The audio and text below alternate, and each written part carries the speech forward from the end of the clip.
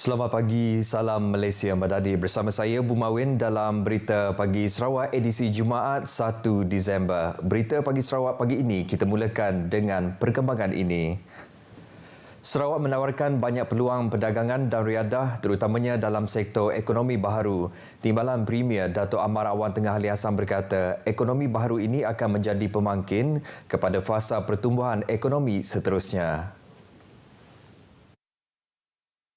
Sarawak kini mempromosikan ekonomi digital dan hijau, memanfaatkan tenaga boleh diperbaharui dan penyelesaian penyahkarbonan seperti perdagangan karbon dan teknologi mitigasi dan penyesuaian iklim yang inovatif. Ia merupakan cita-cita kerajaan negeri yang mahu menjadi peneraju serantau dalam inovasi dan ekonomi yang dipacu, teknologi sejajar dengan piawaian alam sekitar, sosial dan takbir urus, ESG global serta matlamat pembangunan lestari pertubuhan bangsa-bangsa bersatu. Dato' Amar Awang Tengah berkata demikian pada majlis penutupan Forum Perniagaan Muslim Global, Inovasi dan Transformasi dalam Ekonomi Islam di Kuching. Forum 3 hari ini yang berlangsung dari 28 November lepas bertujuan menghimpunkan kerajaan, syarikat-syarikat serta masyarakat sivil bagi meneroka amalan terbaik serta inovasi dalam pelbagai sektor. Lebih 60 penceramah dari Malaysia, negara-negara ASEAN dan seluruh dunia hadir berkongsi pengetahuan dan pengalaman masing-masing. Lebih 60 penceramah dari Malaysia, negara-negara ASEAN dan seluruh dunia hadir berkongsi pengetahuan dan pengalaman masing-masing.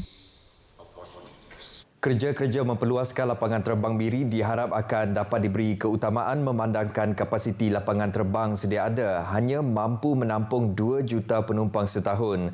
Menteri Pengangkutan Sarawak Datuk Seri Lee Kim Shin berkata, beliau dimaklumkan usaha untuk memperluaskan lapangan terbang Miri akan dimasukkan dalam rancangan Malaysia ke-12. But it's not being included in this year budget, so that's why we appeal that the extension to be given top priority, as also previously agreed by the Federal Minister for Transport Malaysia when I called on him in June this year. Will be given top priority because now with the capacity cannot cope this airport only built to cater for 2 million passengers a year. Beliau berkata demikian pada sidang media selepas meninjau perkembangan projek di B2 Lapangan Terbang Miri petang semalam. Dijangka akan lebih banyak penerbangan pada tahun hadapan dan beliau berharap keutamaan diberikan memandangkan lapangan terbang Miri dan lapangan terbang antarabangsa Kuching di bawah pelan pengoptimuman. Baik, sementara itu Datuk Seri Lee Kim Shin berkata menjelang akhir tahun 2024 lapangan terbang Miri akan mempunyai 2 lagi aerobridge atau jambatan udara yang baharu di B3 dan B4. Manakala jambatan udara di B2 yang telah siap sepenuhnya dijangka boleh digunakan pada pertengahan Januari tahun hadapan. Kos turapan di B3 melibatkan kos berjumlah 1.0 juta ringgit, manakala jambatan udara pula berjumlah 1.9 juta ringgit. Sementara itu, di B4 pula hanya akan digantikan jambatan udara yang baharu dengan kos 1.9 juta ringgit. Jambatan udara di B2 Lapangan Terbang Miri sebelum ini kerap mengalami kerosakan manakala turapan pada landasannya pecah dan tidak selamat digunakan. Sehubungan itu, melalui Kementerian Pengangkutan Sarawak, beliau telah memohon peruntukan pada tahun lepas untuk menggantikan jambatan udara yang baharu dan telah pun diganti pada tahun ini manakala turapan juga telah siap dilaksanakan. Tapi ini walaupun dia siap sekarang, dia kena buat calibration dulu. Dia punya itu line tu. Dia mau tunggu, dia punya itu surveyor. Dia mau buat surveyor, dia kena buat dia punya alignment baru, dia punya line baru. Jadi dijangka boleh guna pakai siap guna pakai Januari satu hari bulan by 15 hari bulan pertengahan Januari pertengahan ikut kontrak 15 of before the 15 by 15 of January lah. Yes. Boleh guna pakai lah. Menurut beliau, kos turapan di sekitar kawasan B2 yang terjejas ini berjumlah lebih daripada RM800,000 dan kos jambatan udara yang baharu pula ialah RM1.9 juta dengan keseluruhan kos berjumlah RM2.7 juta. Dengan adanya jambatan udara yang baharu ini, beliau berharap segala operasi penerbangan di ketiga-tiga B tersebut berjalan dengan lancar. Pesara dan bekas polis diminta mengemas kini data bagi membolehkan penganugerahan jasa pahlawan diberikan. Pesuruhjaya Polis Sarawak Datuk Manca Atta berkata setakat ini hanya 2,501 orang pesara dan bekas polis kontijen Sarawak telah menerima anugerah pingat jasa pahlawan negara PJPN sejak 2014. Seramai 1,576 lagi belum menerima anugerah PJPN dan masih ramai lagi yang belum mengemas kini data masing-masing.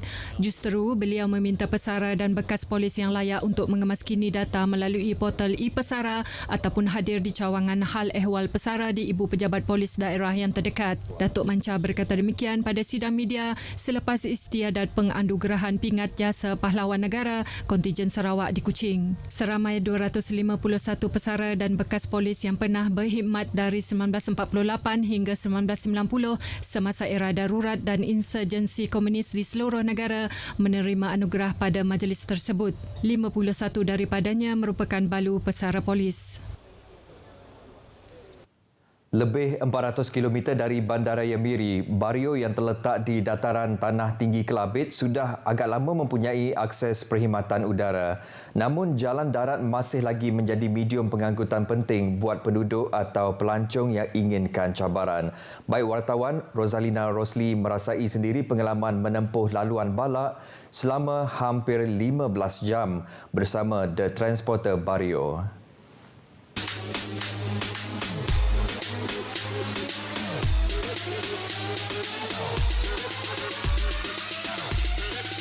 Jika berhasrat ke Bario melalui jalan darat disyorkan gunakan perkhidmatan pengangkutan pacuan 4 roda yang disediakan oleh masyarakat Bario sendiri atau The Transporter Bario.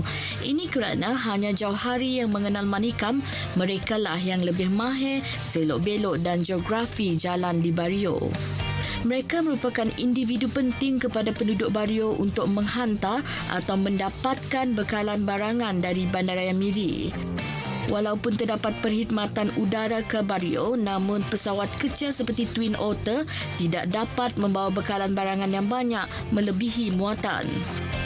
Richard Pudding, jurutera berusia 34 tahun, salah seorang daripada lebih 20 transporter di Bario, memulakan kerja itu secara sambilan sejak 2016. Saya bermula jadi transporter kecil-kecilan lah dari tahun 2016, kira 7 tahun lah. Disebabkan banyak permintaan lah dari semua agensi, sama ada dia dari swasta ataupun swasta persendirian ataupun kerajaan.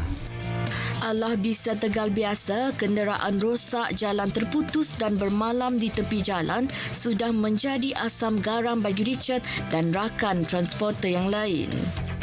Pengalaman kita pernah tidur di jalan dalam 2 malam, perjalanan 3 hari macam itulah. Sebab jalan putus kadang-kadang. Ternyata pemanduan di laluan yang penuh mencabar menuntut setiap transporter memiliki pengetahuan dan kemahiran tertentu untuk mereka saling membantu dalam menghadapi sebarang kemungkinan, terutama ketika kenderaan rosak. Ia juga penting untuk memberi keyakinan dan kepercayaan kepada penumpang akan keselamatan mereka sepanjang perjalanan. Setakat tu tidak memberikan servis memang tip-top lah. Apa juga berlaku dalam perjalanan, tidak memang akan bertanggungjawab. Dan tidak akan buat keputusan yang tepat lah. Takut berlaku apa-apa di jalan lah. Sekalipun lebih separuh hari terpaksa dihabiskan untuk menjejak kaki ke The Land of 100 Handshake, rasa letih mungkin tidak begitu dirasai dengan disajikan keindahan alam semula jadi seperti air sungai, air terjun dan kehijauan gunung ganang sepanjang perjalanan. Rosalina Rosli, RTM.